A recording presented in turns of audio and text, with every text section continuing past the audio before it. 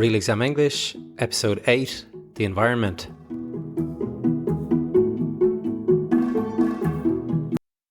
Hello and welcome to Real Exam English. My name is Trevor and today we're talking about the environment.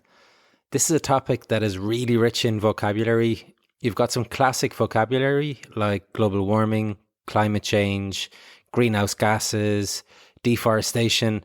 There's loads and loads of big impressive words that you can use. So it's essential that you get yourself a good list of vocabulary you can use.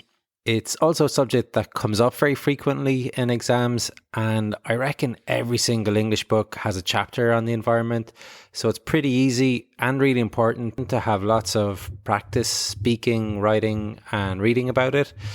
And in today's episode, we have some inversions, which is something you're expected to know at C1 level and above, and something you should really try to get into more or less all of your writings.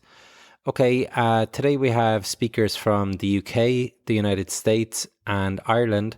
So you have a nice variety of accents to practice listening to, and try to listen 2 times if you can, as it will be a lot easier the second time around. And as usual, you can request the transcripts over on the Real Exam English pages on Facebook or Instagram. Do you think it would be a good idea to reward people for the amount of rubbish they recycle? I grew up in a different place, and where I grew up, you could get you would pay a deposit on certain items. Like, I guess it would be included in the price when you pay for it, and when you recycle it, you would get the refund.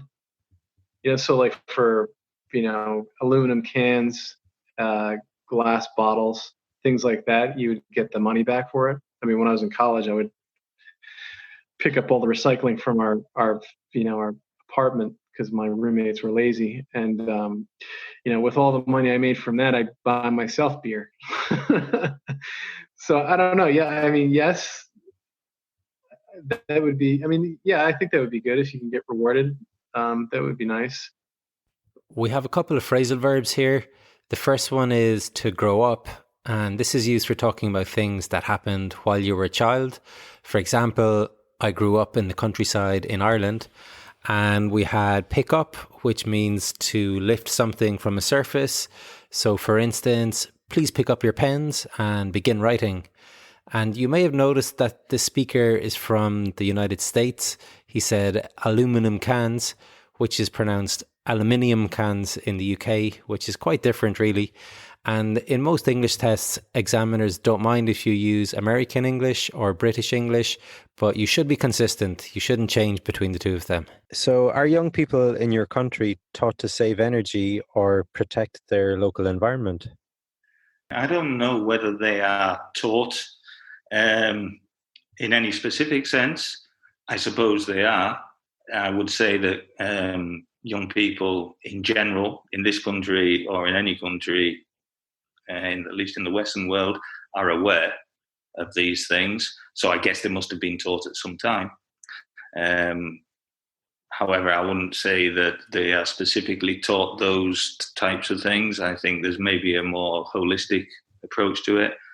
I wouldn't really know what goes on in schools or from the point of view of parenting, but I would suppose that there is some teaching involved in school, whether I suppose at the lower levels, at the primary school level.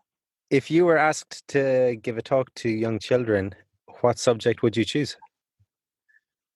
On the environment? Just in general. Well, seeing as we were talking about the environment there, and if I was to talk about anything to do with the environment, probably on something to do with conservation of habitat, extinction of species. I think this is, it's personally important to me, and I think it's something that is of great importance in the world today. So probably something along those lines. I know you're a man who enjoys nature documentaries. Have you seen a television program about the natural world lately? Lately, no. I've got one. I recorded one on the iPlayer to watch, which is Primates. It's a BBC documentary, 3-part series, and it's just having a look at primates. I understand that it's a wonderful documentary from the point of view of photography. The techniques that they use to capture some of the images are tremendous, but I think it's a little bit lightweight from the point of view of narrative, from what I understand. But that's the only one. Since I've been here, I haven't actually watched any nature documentary, but that's one that I have earmarked for the future. We had some super environmental vocabulary here, like conservation, habitat, and the extinction of species. And we also heard a couple of different ways to say how good something is. We had wonderful and we had tremendous. And as mentioned in previous episodes, it's absolutely essential to have a variety of ways to say how good or how bad something is. And just one more expression to point out here, and that is to have something earmarked for the future. And this basically means that you plan to use something at a later point in the future. So in the example, the speaker has a TV series earmarked to watch later. Or, for example, a company could earmark some of its annual budget to spend on buying new computers.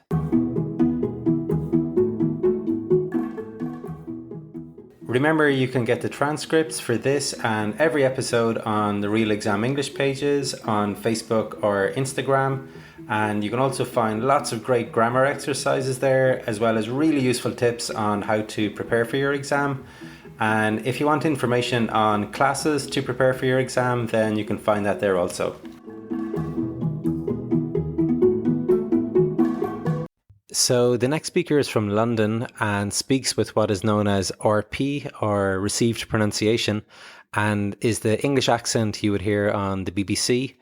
And interestingly, it is said that only 2% of the British population speak with RP, but it's a nice clear accent, so hopefully you can understand everything.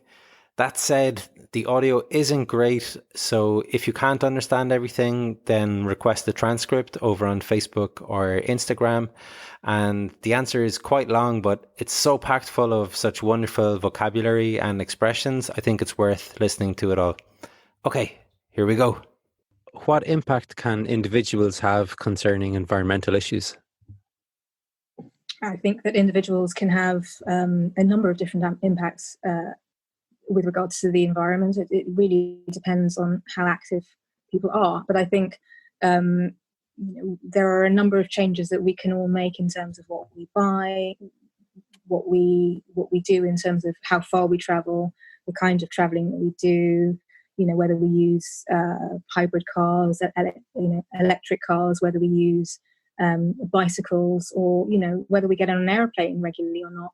You can also have an impact on the environment if you choose to carbon offset. It depends, and I think within the home, there's a lot we can do in terms of not just recycling, but also swapping out normal light bulbs for LED light bulbs, because obviously that uses far less energy. So not only are you reducing your electricity bills, but you're also helping the environment by using less energy. Similarly, there are things we can do in cold countries like cavity loft insulation, or wall insulation, to stop heat escaping in colder climates. We can be more ethical in terms of what we choose to buy. We can look at the life cycle of a product. So, for example, from extraction to disposal of it at the end of its life. You can look and see, well, how many air miles is this piece of tech that I decided to buy? How many air miles? How much carbon has been used to make it? Is there an environmentally cheaper version that's just as good as this one? Can I buy that? So I think there's a whole host of things people can do. Wow, what an amazing answer. The speaker got lots of vocabulary in there, particularly about the environment. So what did we hear? We heard hybrid cars, electric cars, carbon offsetting, recycling, loft insulation, air miles, a whole host of things.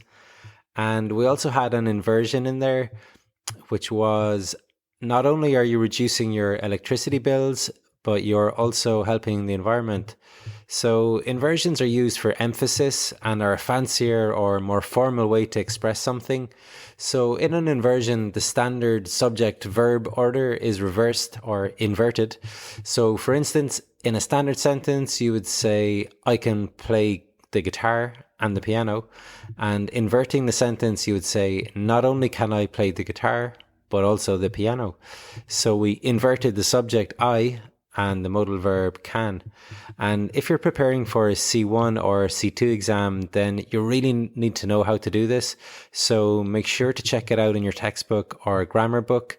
And at a B2 level, it's not really expected, but if you are able to use it in an exam, you will impress the examiners for sure. Some people say that it won't be possible to reverse any environmental damage done so far. What's your view? I can see how that might be plausible.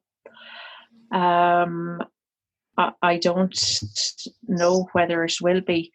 I think for the people possibly, well, for myself, I would think that I would be very environmentally aware, eco-conscious. I try and recycle properly. But I think the large majority of people in the world, you know, in developing countries, in a lot of the Western nations as well, don't have an awareness, and there is a consumerism-driven need to use up all our resources, and people don't necessarily equate the resources they use with damaging the environment.